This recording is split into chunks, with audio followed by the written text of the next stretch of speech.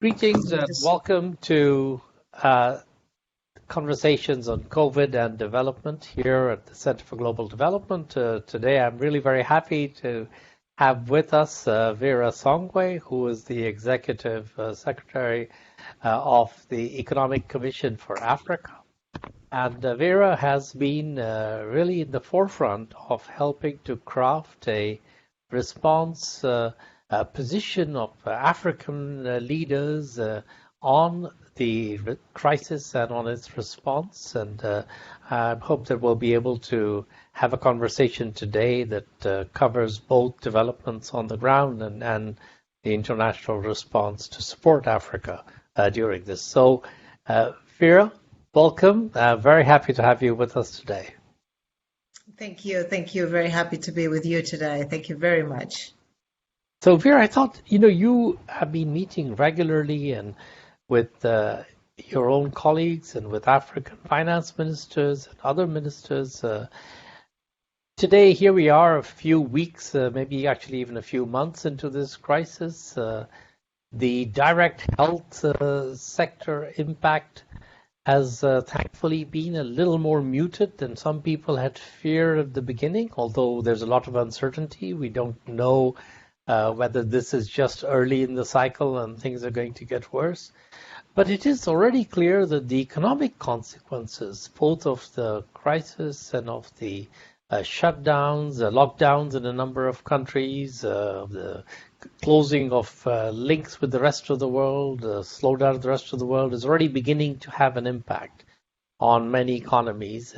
And as a result, you've seen a lot of agencies, whether it's the IMF, the World Bank, the African Development Bank, the UN, have all started talking about sort of worst economic outlook this year in Africa that they've seen in many decades. And I wanted to get a little bit your sense of how you and your colleagues are now looking at the economic prospects. Do you think that it's going to be concentrated in a few types of economies, the commodity exporters, the ones that are most directly hit? Do you see this as being a more broad-based impact? Are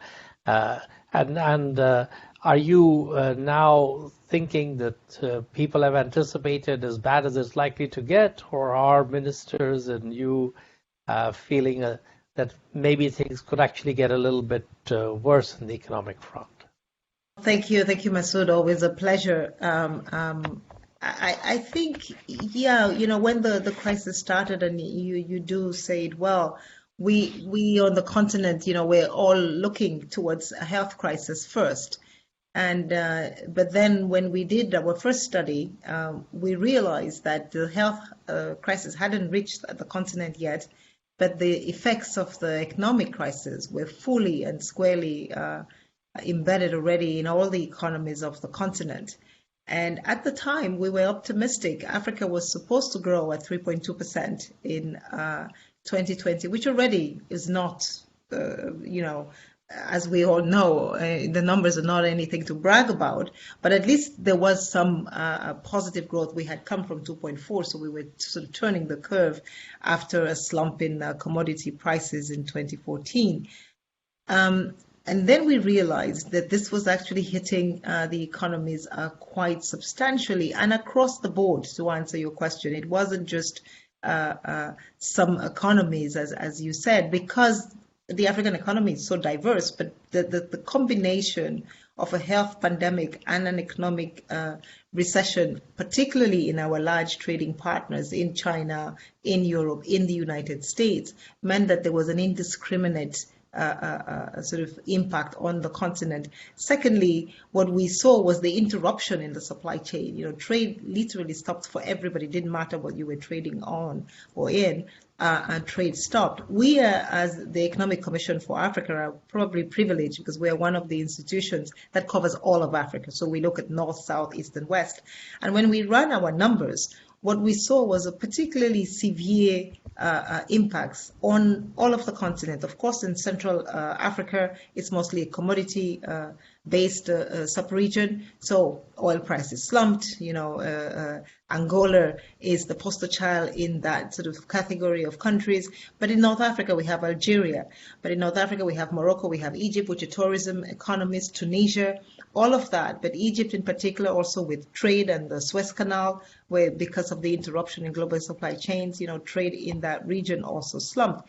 East Africa is the region for us which was growing the fastest, had projected growth overall that was going to be in the orders of 6-7%, because of course we have in East Africa, Ethiopia, Kenya, Uganda, that are quite diversified economies and that we're growing quite fast. But even in those economies, again, tourism, in Rwanda, Uganda, the interruption of supply chains in agriculture made it such that even a diversified economy like Uganda and Kenya could not sort of make it through the crisis in the way that we would have liked to see it happen. So across the board, all of these economies suffering. We are now projecting from 3.2 in March, late March, we were thinking 1.1, it will go down to 1.1 growth. I think now we are hovering around 0%. We're still being a little bit optimistic. We don't want to start getting into negative territory.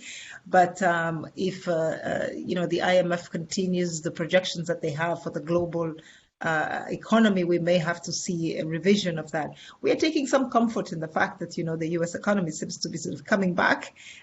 Europe has given itself a second stimulus, and maybe that will pick up a little bit and boost some growth. One of the things that we're doing and we're beginning to look at more closely is intra-Africa consumption. And hopefully from there and strengthening the African Continental Free Trade Area Agreement, we may see some fragments of growth, but it's not going to be, I think, anything near where we expected. Now, what about next year? Because I think, in a way, people are talking about, sort of still a bit of a V-shaped recovery. I have to say, personally, I'm a little less sure how quickly you can recover. But even if the GDP numbers recover, it takes a lot longer to pick up on the other aggregates. And I think a lot depends, doesn't it, on what happens to the productive base during this period and how much you can maintain and support this. How do you assess that effort now? In the rich countries, a lot of the stimulus has been spent on keeping small businesses going. And of course, a lot of countries in Africa, both constraints on the amount of resources available and also constraints in terms of the instruments to support those small businesses, make it much harder to do that. So how do you feel and think about that now? I think two things. One of the things that we have tried to do, but especially the countries, and a lot of credit must go to the African countries themselves. We have just been looking at sort of what has been the magnitude of the stimulus packages that have been sort of launched and announced by African countries themselves. And we see that, we talk $44.7 billion is the sort of internal stimulus package of the continent. Of course, our GDP is $2.3 trillion, so 44 is 0.5, nowhere near the 8, 10, 12 trillion dollars that the G20 has given itself. I'm still thinking of adding to it.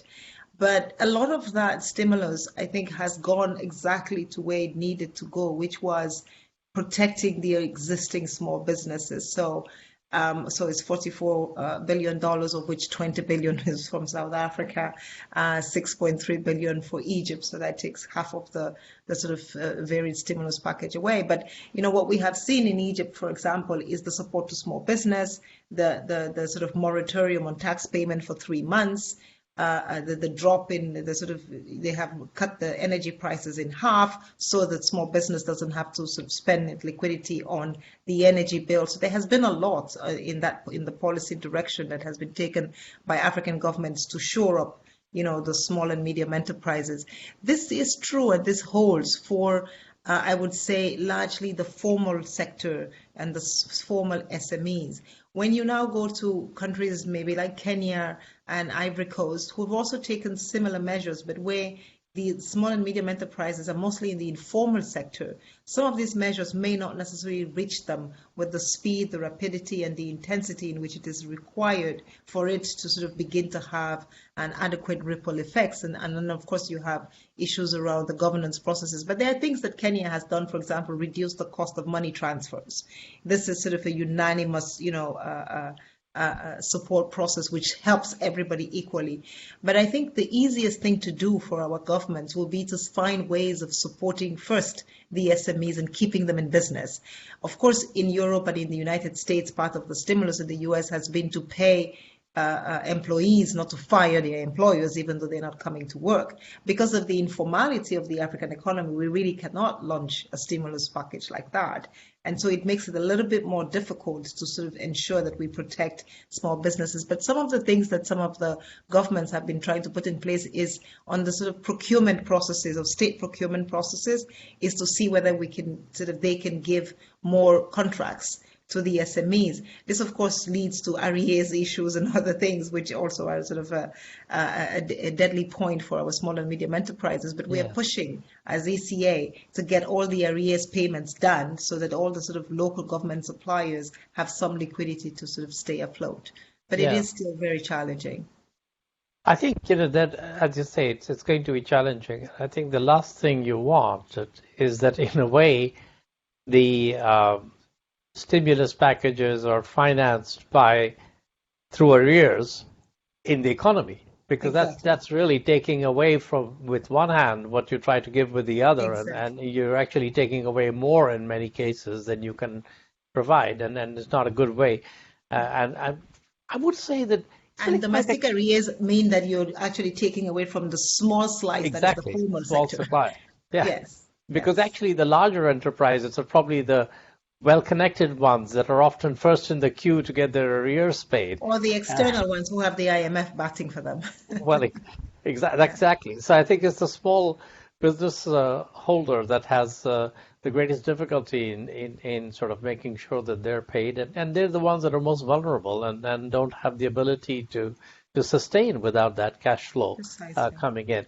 But overall, it's really quite exciting and encouraging, I find, to see the innovation and creativity that has come about in so many African countries in terms of the ways they've found to reach different kinds of economic agents, in the way people have scaled up cash transfers. They've used mobile technology to reduce the cost of reducing the cost of transfers of funding.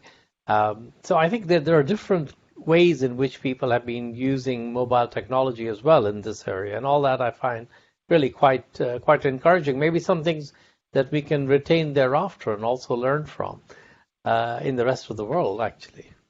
Yeah, I think, something that I'm very passionate about, in addition to discussing the debt issues, is we came together with we started off with the 4 largest telco companies on the continent. We're now at 9 telco companies, all together representing about 460 million mobile devices on the continent. And what we have been able to do, we'll launch it next week, but we've tested it now in 2 countries, is we've gotten all the telco companies, the first time ever on the continent, to use one smart code to communicate with the users. But not just the one-way communication where you get a message on your phone and you can respond, but it's going to be a 2-way communication. And this is very linked to the last question, because when the crisis started, we thought, oh my God, the informal sector is going to be the most vulnerable, 70% of our population. We are committing to good governance. We're committing to transparency in the allocation of safety nets. But the people who need the safety nets the most, we cannot reach them. So what's the easiest way of reaching them? They may not be registered in the tax bureau. They may not have an ID, but they have a phone. So we called together the telco companies and we said, how can you help us? And they came and said, we can come together, we can get one code, send it out for every country. And so we could actually, if we launch this platform, ask a question and get 30 million responses. We're going to be reaching 460 million devices, and you could immediately say, did you get a ration today? And people can come back to you and say, yes, I did, no, I didn't. And you could trace the location. So it's a combination of the SSIDs, or sort of the SMS type phones, because actually only 27% of the continent has Android phones. Yeah. And this is something that we are actually now beginning to have a different discussion, and is to say, if anything, COVID has now shown the importance and the sort of dire criticality of internet connectivity, accessibility, and affordability for the continent, because we can do so much more. We can keep small businesses open if we had platforms where they could sell and trade their goods without the need for distance and travel in the ways that we do it today. So I think that there is a space there for one policy, but also this kinds of innovations have never happened before. And it is one of the, to your point on innovation, the biggest innovation, and I hope it keeps, is really the sort of cross-sectoral, multi-stakeholder coming together to find solutions. It's not just the state or the central government that is looking for solutions. We have mayors, we have telco companies, we have logistics companies. I give you an example. One of the problems that we quickly ran into was food prices. And we thought, oh my God, food prices are going to go up. And so we had securities companies saying, oh, but we have stocking reserves, we have empty reserves across the continent. We can share that with you so that you can ask farmers to come and store their goods in our locations and ensure that, as you know, 40% of our agricultural products gets lost in storage and transportation.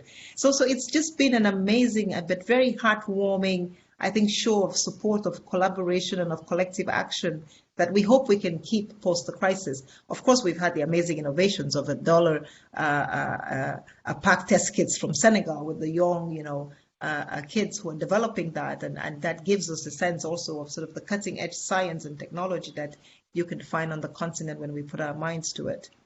So I think that's a nice segue. I want to talk a little bit about the support the rest of the world is providing. And this sort of, as you said, is heartwarming to see the collaboration, the coming together. And of course, we've had some important statements of support from the rest of the world. In terms of actual support on the ground so far, I have to say personally, I feel it falls a bit short of those statements. We had this debt initiative that was announced for the poorest countries, many of which are in Africa, for the bilateral official debt that they owed. As far as I can tell, only a few have actually seen the benefits of it yet, although more are applying for it, and some are not applying for it.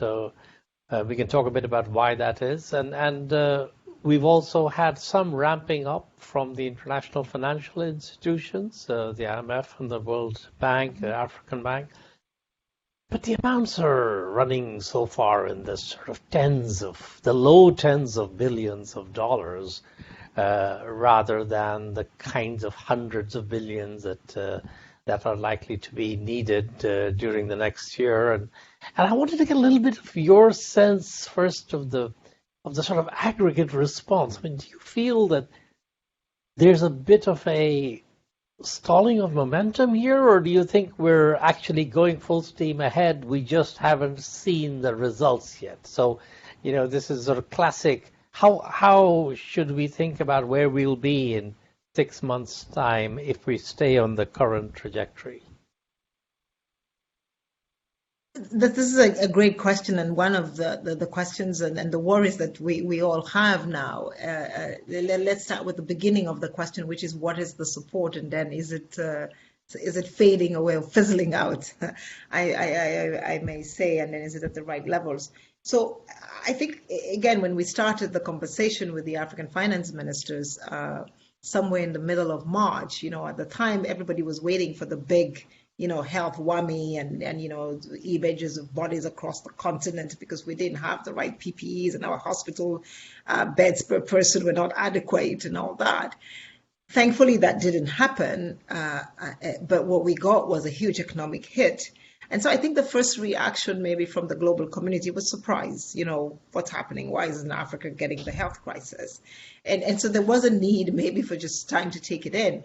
The beauty of it was that, the finance ministers on the continent, the Economic Commission for Africa, we put out this report that immediately sort of showed the magnitude of the economic damage, and at the same time called for some kind of relief immediately.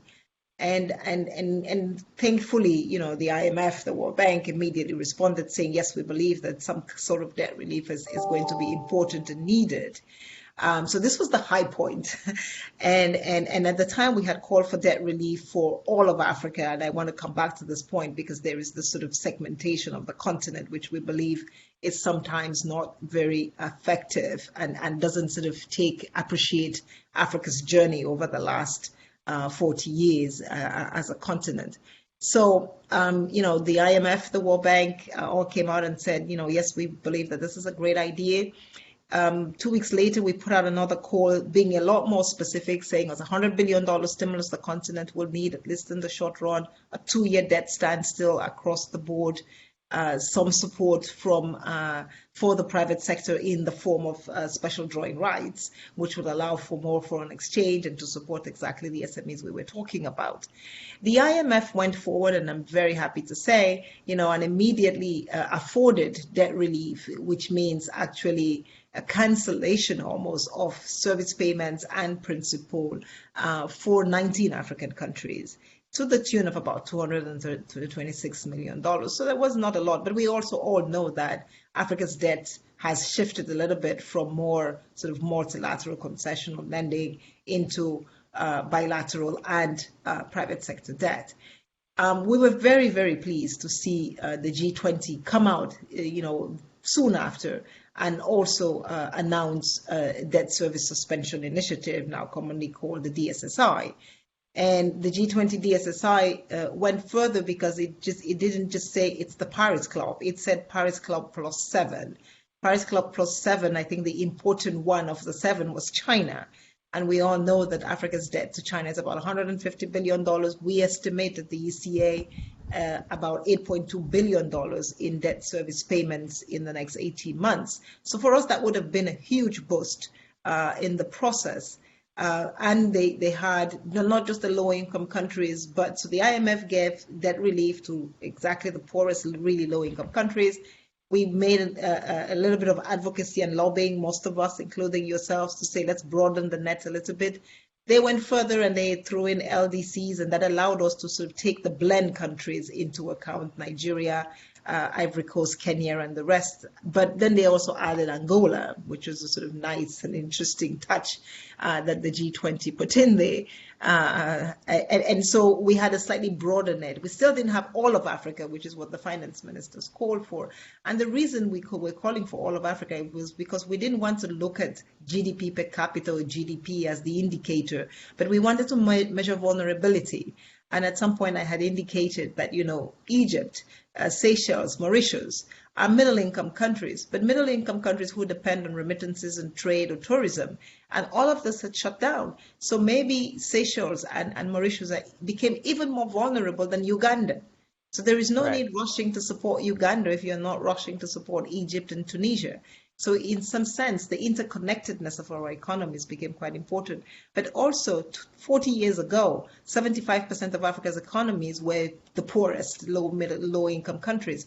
Today, we have almost 60% of our economy, which is middle income or lower middle income countries. So we need to acknowledge that movement in sort of the economic tissue of the continent. 75% of Africa's exports into Europe happen in the top end of the high middle income countries. So if we want to keep, and our imports, the same for our imports, if we want to keep jobs in Europe, we want to make sure that Egypt and Nigeria and Tunisia are open, and so that there is that interconnectedness. So I think that was the reason why we were calling for an all of Africa response.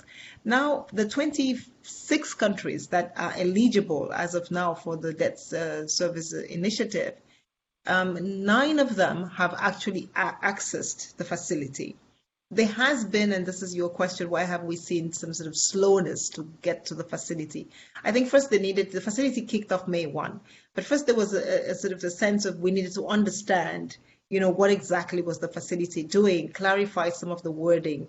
The Economic Commission for Africa has held a number of meetings with finance ministers to explain that. Very thankful to the G20 Secretariat and the Paris Club team for coming and joining us to sort of, enlighten the ministers of finance. But something has changed, and I think this was again the sort of lack of appreciation from the G20 is this movement to middle income, this movement to a bigger share of private sector debt in Africa's debt accounts. And so the African ministers are saying we need to keep access to markets. We need to ensure that we have access to markets. So we are not going to do anything that endangers our access to markets, including taking the DSSI. So we needed to unpack what the DSSI meant and ensure that the DSSI did not prevent access to markets. It turns out it does not. However, the rating agencies have decided, Standards & Poor's and Fitch have said, you take the DSSI, we don't have any problems with it. Moody's has decided if you take the DSSI, it means that it's a sign of a liquidity strain, so we will put you on review. And that has created a little bit of sort of an angst in the system where the countries are saying, oh, but is that a good thing or a bad thing? It's not a downgrade, it's not a default, but it just gives a sense you're not healthy. But Moody's has now put 150 countries globally on review. So we're telling the African countries, this is a wash, and so please just go ahead and get it. The other issue and also quite a few of African countries don't really have market access yet. Exactly. So in a way, for them, this is not really an important issue. This doesn't matter. Issue. It doesn't make any difference. Exactly. Yes. And for all those African countries that do not have, actually, it's interesting because when we talk about market access, there are two kinds of market access. The one that we all know, which is Eurobonds. Right. But then there's the commercial banks. And there are many more. And the commercial banks, interestingly enough, in some cases are the most difficult because in some of the commercial bank lending, we have cross default clauses, which says if you take the DSSI, I could consider you in default. Even if you have the agreement of the other lender, exactly. Which seems a very strange. It seems very, very strange, and we have reached out to the Institute of International Finance to say, this looks really strange, this only happens in Africa, can we review this? Very happy to say they're reviewing it. Hopefully we will get a response by Friday with some movement in the right direction on that, because it really just seems quite... so that has been one of the other reasons why some of the countries, even though they did not have Eurobond market access, had commercial bank access, and have been worrying about this waiver. We're hoping that with the IIF we can work together to get some sort of a blanket waiver agreement which allows most of these countries to come through. And then the final issue where there was some, I think, discussion was about, whether if you took the bilateral DSSI, you were going to continue to have market access. But it's clear also in the G20 statement that you will continue to have market access. If you had a fund program, the market access agreed with the fund will stay. And if you didn't have a fund program, you can have a discussion with the fund, but you can continue to have market access. So now I think hopefully in the next 2 weeks, we will see a huge wave of African countries come forward. That's good news. And on the bilateral official donors, there was also some initial lack of clarity or confusion about which institutions in China were part of or not part of this. And I think that also led to some ambiguity, at least in the minds of people, as to what was covered. Has that now, in your mind, do most African finance ministers feel that's sort of relatively clear? They know what's covered, what's not covered on the bilateral side and are moving forward? Or is there still stuff to be done on that to be clear about it? There's still a lot to be done. I mean, that's a good question. I think, unfortunately, of the 9 countries that have finalized the DSSI process, no one of them has China included, which means that there is still, essentially, China is not participating in the DSSI. We've reached out to the Chinese government and to the Ministry of Finance to sort of say, can we support a process of education and facilitation of the process. I think what we're now trying to do is understand whether, each country needs almost to go to Exim Bank, to China Development Bank. So it's almost an individual process because apparently each of these agencies has a different set of agreements. And we had thought maybe that we could say that every agreement that had a government guarantee was then backed by the state and fell on the public sector DSSI. It doesn't seem to be that straightforward. So we're hoping that in the next 10 days as well, we can open up some of this conversation with China. Happy to say that the president of China is going to be meeting with African leaders tomorrow And Yes. so we hope that some of these issues can be brought to the fore. It is particularly important. Remember, I started by saying $8.2 billion Right. to China. So China's participation in this process is critical for it to succeed. Absolutely. I mean, and I think clearly, I mean, China's large financier of development projects in Africa will continue to be a big partner, and so you have to find a cooperative solution to this.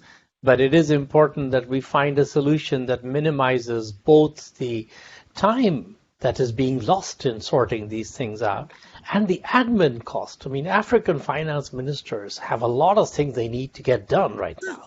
And the last thing you need is to sort of spend three-quarters of your day working with lender by lender by lender at the Exactly. retail level, trying to go over the same set of issues over and over again. It's just not a very Exactly. productive way to occupy policymakers' time at this moment. Uh, well, I want to sort of move from that to the private sector part. So, there's been some talk about should we try to get, the private sector is an important creditor and they could provide a standstill and that would be helpful.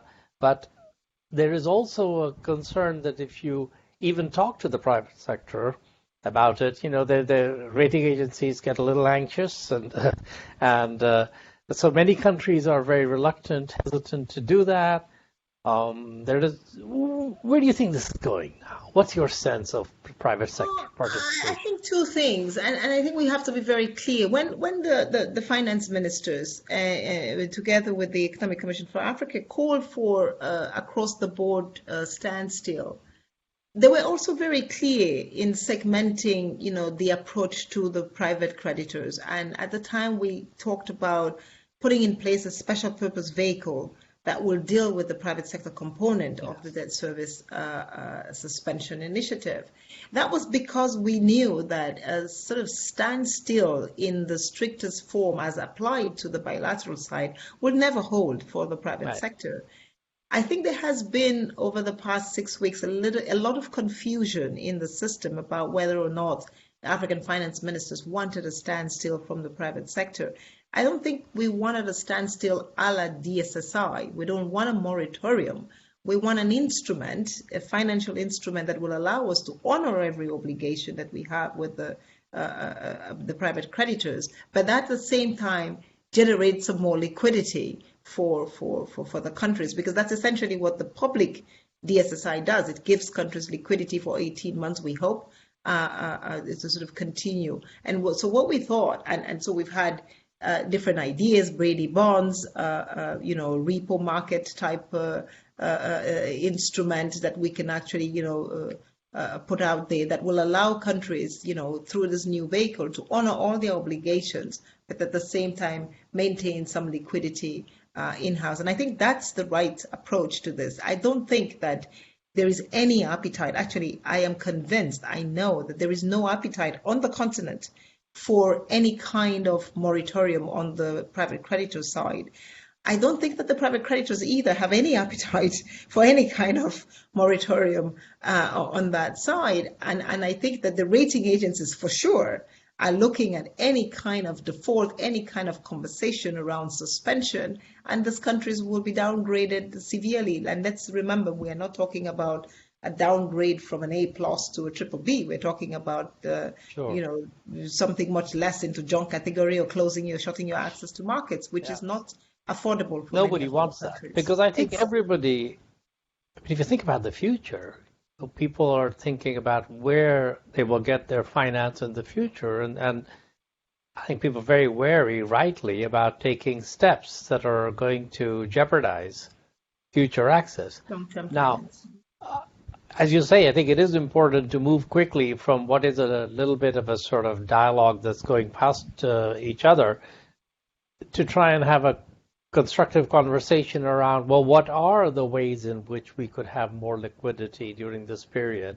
And also a conversation which doesn't trigger alarm bells just by having the conversation, and then has the sort of side consequences that you mentioned. Um, well, what about the IFI response? So initially very quick. IMF came in with a number of countries, provided emergency funding. The World Bank, IDA, also came in with a number of countries.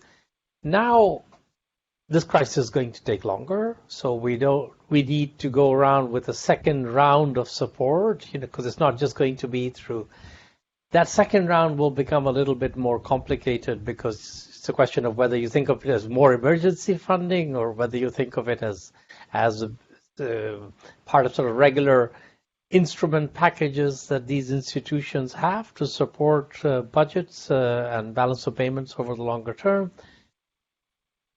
Do you feel that that's coming along as the African finance ministers anticipate? Are you feeling, how good are you feeling, and the finance ministers, more importantly, feeling about moving beyond the sort of first round of immediate support to being able to tackle some of the longer term needs and including the sort of thinking about the recovery phase? I think well, we're not feeling very optimistic, but I think that it's very difficult to find optimism anyway in these days for two reasons. The first one is, first of all, the IMF has done an amazing job of coming forward. The World Bank, together, I think they had about $40 billion disbursed to the continent already, but they're also running out of liquidity themselves. So in some sense, the sort of the well is getting dry. And so what we also then need to do now is work really hard to see whether we can avail more resources to the IMF and whether we can avail more resources to the World Bank. So we're actually no longer looking for resources for Africa. We're looking for more resources for the World Bank and the IMF so that they can in turn put it into the continent. And so that is, of course, going to slow down the process a little bit. But we hope that, the international community will come Although together. I sort of feel they've got slightly deeper pockets, Vera. I mean, I kind of wonder, the IMF has $1 trillion, so let's, 27 billion. But you see, they have a quota system and they have, who they can allocate it to. And some of those countries have already hit their maximum limits. And we're trying to see whether we can double. In some cases, they've already doubled access. So there are still some, and this is, I think, the other point is revising and reviewing the international financial how to mobilize the liquidity that exists as well as looking for more. Right. Yeah. So the World Bank is saying we have a 3-year replenishment period. If we front load everything, we won't have everything at the back end. So we need a commitment that somebody will replenish us early before we can do something, and which is, I think, justifiable because we still need to think about the build back period. And so, so we now have sort of multiple conversations going in the system. But I think that's why keeping access to the financial markets is so critical. Because while we deal with sort of the traditional institutions and the traditional processes, we need to get, quick, ready, and speedy access to markets. A good thing about it is that spreads that went up and spiked in March are beginning to come down a little bit for most countries. But in the next 18 months, we're still going to have some pressures, and that's why creating some kind of a vehicle that allows to mutualize access to markets will be an important part of how we see the next 18 months and getting out of this crisis into building back better. Let's just talk a little bit to conclude around this sort of building back better. So one part, of course, is, where we focus the building back effort, making sure that, we think about the climate change dimension, which we were beginning to focus on more and more, and it's been a little bit put on hold for a moment, but it's just as important going forward. I think the other part would be how to think about inequality and vulnerability, think about gender. If you think about, there are all these long-term fractures and weaknesses in all our societies. I mean, not just in Africa, actually, wherever we sit. I'm having this conversation with you sitting in Washington right now, and right around me, we are seeing some of the consequences of long-term institutionalized racism, discrimination against vulnerable groups come forth in ways that remind us of what we've neglected. And so as we think about building back anywhere, including in Africa, we have to learn some of the lessons of the things that we neglected to tackle enough in the past. And so how much is that part of the conversation? Are we learning from the gendered response we had to some of the Ebola crisis, the fact that, when some of the girls leave school and they either don't come back or at all, more likely not to come back, how do we factor those dimensions into our response? How much is that being done? No, I think that's a very good question. I think some of it is being done. It will be fair to say, not all. I think what we are seeing is in West Africa, where there was sort of, the Ebola crisis, some of those responses actually immediately the COVID pandemic hit, the solutions for Ebola were immediately sort of kicked in. And, in Senegal, fantastic job of using midwives, using local religious leaders. That whole sort of tracing process sort of kicked in and went well. I think that the sustainability point is the most important because it even goes into the gender point. And some of the work that we've been doing is looking at energy sustainability. And you talk about energy, you talk about breathing, you talk about cooking stoves, you talk about industrialization and SMEs, and it actually hits everybody in some way or the other. And just before the crisis, we had launched with the private sector a Sustainable Development Goal 7 initiative, and we're hoping that we didn't put it in the back burner. We're actually bringing it forward to say we can actually use this as an instrument for solving the crisis and building back better, and looking at how we respond to women. But the issue again, and so there's that energy underpinning and sustainability, but most importantly back to technology, access to the internet. Most of these women are small and medium enterprises that need to sort of get to markets. They can't do the traveling. The sort of with the lockdowns, it's become even more difficult. And so we need to find other platforms through which they can reach their markets. And so technology becomes an important part of keeping some financing in their hands. And then finally, of course, education. We have almost 330 million kids out of school. Inequality and gender come into play because then the girls, you look around and you go, okay, well, she's almost marrying age. Why don't we just marry her off? And so you see immediately that, violence, early marriages and all that start happening again. And so one of the things we're also sort of working at is to say, can we reach those communities? Can we find alternative ways of continuing education? Can you even find and redefine social safety nets, as we did in the Ebola time, that say that if you keep your daughter in school or if you don't marry her off, you get an additional savings. So I think the beauty of this is that, Africa had learned from some lessons. We are not, waiting for somebody to give us those solutions. We have them now inbuilt. And again, I think a nice way of ending is to just say that the maturity that the continent has demonstrated across the board, even, you would have heard all of Africa saying, give us debt cancellation. We're not saying that. We're saying, we want to keep access to markets open. We want to keep our jobs. It's a whole different dialogue. And I think that there has to be an appreciation of this growth. And finally, on the inequality conversation and what, you're seeing there in Washington, and then is this whole issue of, voice in our larger institutions. And so we do need at some point, as we face crisis after crisis. And remember in 2008 when we had the financial crisis, the IMF, we created SDRs to save Europe and the United States. Why can't we do the same for Africa? And why has it become so difficult? It's because we don't have the voice. And so I think that some of this sort of inequality, institutional inequalities in our systems that make it difficult to respond to some of these crises will have to be things that we pick up as we go forward. Well, Vera, all I would say is that I think Africa has drawn lessons from its own experiences. But I think, right now there are a lot of things happening in the response to this crisis where the rest of the world can draw lessons from the reactions of African policymakers. And the quest for voice is one that, this is yet another manifestation and demonstration of why it's so important to have that voice. So all I can say to you is that your voice is certainly one that matters and people are listening to.